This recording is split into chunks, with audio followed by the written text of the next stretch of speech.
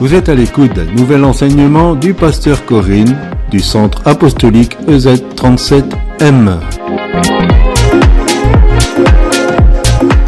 Nous allons continuer notre cheminement dans le prophétique. Alors hier je disais, le ministère prophétique existe-t-il encore ? Eh bien oui, le ministère de prophète, comme je le disais, existe encore en ce 21e siècle, mais les prophètes font partie d'un corps et doivent œuvrer pour le corps, à la construction de celui-ci, à l'exhortation et pour amener la consolation.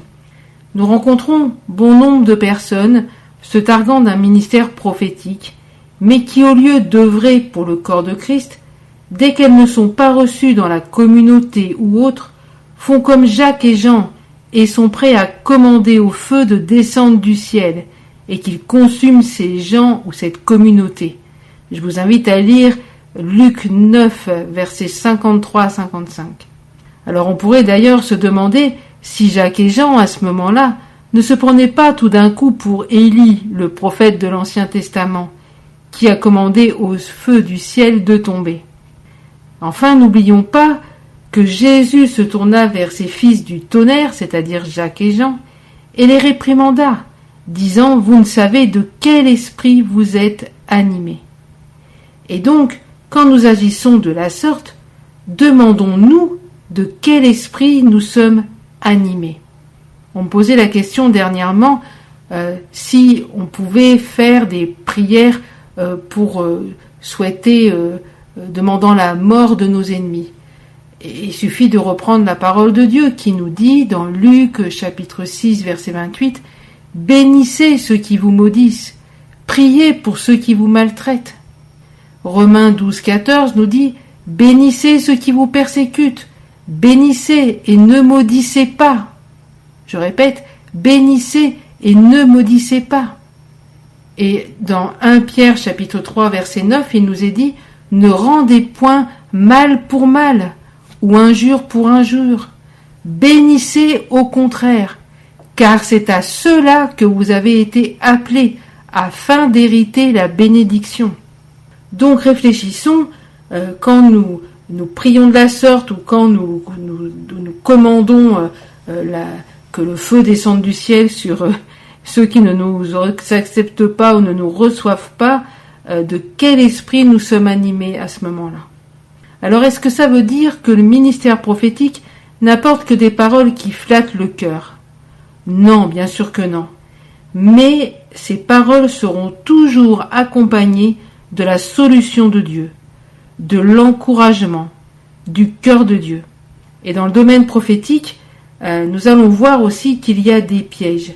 S'il est vrai que le ministère prophétique est très souvent exposé au rejet, tout ce que je viens de vous partager ne fait qu'amplifier ce rejet. Cependant, nombreux sont celles et ceux qui se cachent derrière cette phrase. Un prophète est toujours rejeté, pour ne pas accepter de se remettre en cause et d'apprendre ainsi à gérer le prophétique qu'ils reçoivent. En fait, ils justifient leur mauvais comportement en évoquant qu'un prophète est toujours rejeté. Et je pense que vous l'aurez compris, la mauvaise gestion de ce qu'un prophète reçoit va amener le rejet total du prophétique, non seulement par les responsables de la communauté, mais aussi par le peuple. Et malheureusement, le problème ne s'arrête pas là. La personne rejetée va être blessée et souvent remplie d'amertume, de colère. Et si elle ne règle pas cela rapidement devant Dieu, en décidant de pardonner, en rejetant toute racine d'amertume naissante dans son cœur, et en se remettant également en question quant à la façon d'apporter le prophétique, eh bien toutes ces choses qui sont dans son cœur vont amener un mélange dans son prophétique qui ne sera plus empreint du cœur de Dieu. Et c'est véritablement important ce que je suis en train de vous partager. Le but de l'ennemi, en fait, est de voler votre don prophétique et de le détruire. Et de détruire, bien évidemment, aussi votre personne. Son but également est de détourner votre don, écoutez-moi bien, son but est de détourner votre don à son profit. Et en fait, c'est ainsi que par la colère, l'amertume, la rancœur, des portes sont ouvertes à l'ennemi et ainsi s'infiltrent et tronquent ce que vous auriez dû dire de la part de Dieu. Il est donc, au risque de me répéter, très important pour un ministère prophétique ou une personne ayant une sensibilité prophétique de s'exposer régulièrement devant Dieu et de lui demander d'avoir un cœur pur de tout ce que je viens de vous parler. Amertume, rancune, colère, rejet, jalousie. Et tout ça, je vous en reparlerai un peu plus tard. Et la prochaine capsule, je vais aborder un autre piège.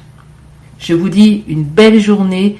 En tout cas, que Dieu vous bénisse et je le répète, l'armée de Dieu est en marche et vous en faites partie. Amen. C'est fini pour cette capsule. Le pasteur Corinne est à votre écoute pour répondre à vos questions et vous la retrouverez très bientôt pour un nouvel enseignement.